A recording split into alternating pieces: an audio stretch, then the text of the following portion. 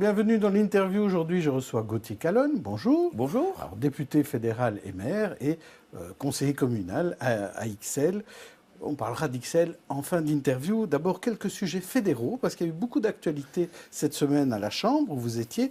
Et tout d'abord, ce nouveau texte, ce texte de la majorité qui va être déposé, et donc il y a toutes les chances d'être adopté dans les semaines à venir, sur la sortie de l'intervention volontaire de grossesse du Code pénal.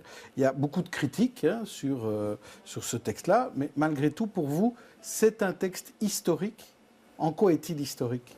Mais oui, il faut savoir que ça fait un certain nombre de mois qu'on en discute. J'étais d'ailleurs venu dans votre émission il y a quelques mois pour en parler, et qu'il y a une série de propositions qui ont été effectivement déposées sur la table, que le sujet vivait, pas seulement au Parlement d'ailleurs, mais aussi au niveau, comment dirais-je, au niveau de la société civile. Vous avez entendu des experts aussi. J'avais à titre personnel aussi signé un certain nombre de cartes blanches et de documents pour demander effectivement qu'on retire l'IVG du Code pénal, et pour qu'on passe finalement de ce qui était considéré comme un délit sauf exception, qui participait donc au crime contre l'ordre des familles et contre la moralité publique, pour en faire véritablement un acte médical. Et donc c'est le texte qui a été pris en considération hier en séance plénière de la Chambre, qui sera débattu dès mardi en commission de la justice.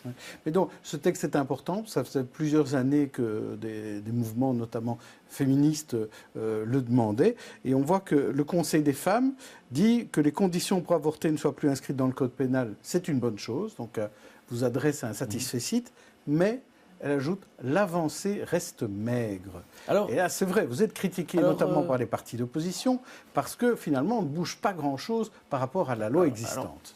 Pas grand-chose. La revendication initiale, c'était effectivement de sortir l'IVG du Code pénal. Ça, c'est le cas. Mais sur le fond aussi, dans cette proposition de loi qui est d'ailleurs portée par le MR, puisque le premier signataire, c'est David Clarinval, le chef de groupe MR, et la deuxième signataire, Van Cauter, qui est donc de l'Open VLD. Donc ce sont vraiment les libéraux qui sont moteurs et acteurs principaux de cette proposition de loi. On va aussi plus loin dans un certain nombre de choses. Alors, bien sûr, et vous le savez, moi, je suis de ceux qui ont toujours milité pour aller plus loin. Et c'est vrai qu'on pourrait peut-être encore aller plus loin, mais on pourrait peut-être le faire dans une prochaine législature. Ce qui était important ici, aujourd'hui, maintenant, c'était de dire symboliquement, on retire l'IVG du Code pénal et on fait quelques avancées, effectivement, suite aux auditions, sur un certain nombre de choses. Par exemple, l'état de détresse, c'était une condition préalable pour qu'une femme puisse avorter. Demain, dans le texte, si je l'espère sera voté, eh bien demain, cette condition ne sera plus nécessairement requise, elle sera supprimée.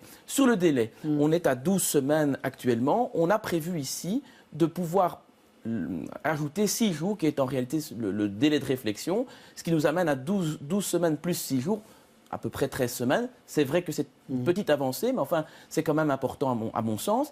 Et par rapport à ce délai de réflexion, parce que lors des auditions, on a quand même eu un certain nombre d'experts qui nous ont parlé de ce délai de 6 jours qui paraissait un peu long. C'est vrai qu'il reste, mais qu'il y a une exception notable, à savoir le fait que s'il y a une raison médicale urgente constatée par le médecin, eh bien ce délai de 6 jours ne sera pas obligatoire. Et donc ça, c'est quand même important. Oui. Et alors, un autre élément, et ça, je voudrais vraiment insister, parce que c'était une demande des libéraux, et moi, je me suis intervenu avec ma collègue Catherine Jadin. Vous savez, je suis rapporteur de ces discussions et de ces débats, et à chaque fois, nous sommes intervenus pour savoir ce qu'il en était par rapport à ce qu'on appelle le délit d'entrave. Et le délit d'entrave, c'est personne qui même physiquement, pourrait empêcher une femme qui souhaiterait se rendre dans un centre médical pour pouvoir avorter et qui l'empêcherait de pouvoir le faire. Avant, ce n'était pas sanctionné. Dorénavant, dans la loi, nous prévoyons également qu'une personne qui s'opposerait, même physiquement, donc, comme je le disais, à ce qu'une femme puisse librement se rendre dans un centre médical pour avorter, cette personne soit sanctionnée. Ça nous apparaissait comme un élément important aussi. À propos des sanctions, c'est un des éléments sur lesquels l'opposition vous critique. On sort effectivement l'IVG du Code pénal, mais malgré tout, il reste des sanctions pour les femmes et pour les médecins, si jamais on est au-delà des 12 semaines, par exemple. Alors, qu'est-ce que vous leur répondez quand ils disent que là, vous n'avez pas du tout avancé ? Alors, effectivement, l'avancée majeure, c'est effectivement que ce ne soit plus dans le Code pénal, mais il y a un certain nombre de sanctions, dont celle que j'évoquais sur le délit d'entrave, par exemple. Mais il est effectivement prévu que si le cadre et les conditions qui sont prévues pour ce droit, pour cette liberté d'avorter ne sont pas respectés, il y a des sanctions pour celles et ceux qui dépasseraient un certain nombre de ces conditions importantes. Alors je ne dis pas que c'est figé et que c'est pour toujours comme ça, mais il faut quand même voir d'où on vient. La réforme, elle date de 1990. Moi, j'avais 9 ans quand on a dépénalisé partiellement l'avortement. Ouais. C'était la loi, l'allemand Mikkelsen. Aujourd'hui, on a quand même une avancée certaine, puisque ce n'est plus dans le code pénal, ce n'est plus une infraction sauf exception, c'est désormais un acte médical. Mais effectivement, si les conditions ne sont pas respectées, il y a des sanctions qui sont prévues. C'est généralement le cas pour tout droit. Un droit est généralement accompagné de sanctions. Alors il y a eu un autre vote, c'était hier à la Chambre. Vous avez voté la défiscalisation du travail occasionnel à raison de 500 € net de revenus complémentaires par mois, pour donc un travail associatif, un travail collaboratif, un travail occasionnel. Alors ça concerne les salariés, les indépendants, les pensionnés. OK. Pas d'impôt, pas de cotisation sociale dans ce cas-là. Est-ce que c'est une concurrence déloyale? Parce que finalement, et les patrons et les syndicats étaient contre. Hein. Alors effectivement. Ils étaient tous vent debout contre le gouvernement. Vous avez bien décrit le cadre, et c'est important de le dire. Il ne s'agit pas ici d'un nouveau contrat de travail, il s'agit pour les personnes qui ont déjà un travail, puisqu'il faut, c'est d'ailleurs inscrit dans la loi, il faut avoir au moins 80%, un 4/5e temps pour pouvoir souscrire à ce type d'activité, donc qui doit se faire pendant ce qu'on appelle le temps libre. Donc ce sont déjà des personnes qui cotisent, déjà des personnes qui, sur le plan fiscal, sur le plan social, cotisent et sont en ordre à ce niveau-là. Mais effectivement, on leur permet, pour 500 € maximum par mois et 6 000 €, donc x 12, 6 000 € sur l'année, de pouvoir avoir une activité complémentaire. Par exemple, s'ils vont peindre chez le voisin, Gauthier Calonne, est-ce que ce n'est pas une concurrence pour le peintre qui habite à côté ? Il y a une série de garde-fous qui ont été inscrites dans la loi pour éviter effectivement que ça devienne une concurrence déloyale. La première, c'est, je l'indiquais, qu'il faut effectivement avoir une activité principale. Par ailleurs, on ne peut pas non plus exercer ce type d'activité dans la même branche, dans le même secteur que celui pour lequel on exerce son activité principale. Ça, c'est évidemment important de le noter. Une autre considération, un autre élément qui apparaît dans la loi, c'est qu'on ne peut pas en faire de la publicité non plus et que ça doit avoir un caractère occasionnel. Donc, on ne peut pas commencer effectivement à faire de la concurrence. Donc c'est pour améliorer plutôt les fins de mois. C'est pour améliorer les fins de mois, c'est pour donner un complément pour les travailleurs, je l'ai indiqué, mais aussi pour les pensionnés qui souhaiteraient, parfois on le sait, certains n'ont pas des pensions qui sont excessivement généreuses et donc pourraient effectivement, avec un complément, s'ils le souhaitent évidemment, avoir une petite rémunération supplémentaire. Alors effectivement, ça n'a pas été prévu pour les chômeurs pour justement éviter un type de contrat de travail qui viendrait en concurrence. Voilà, exactement.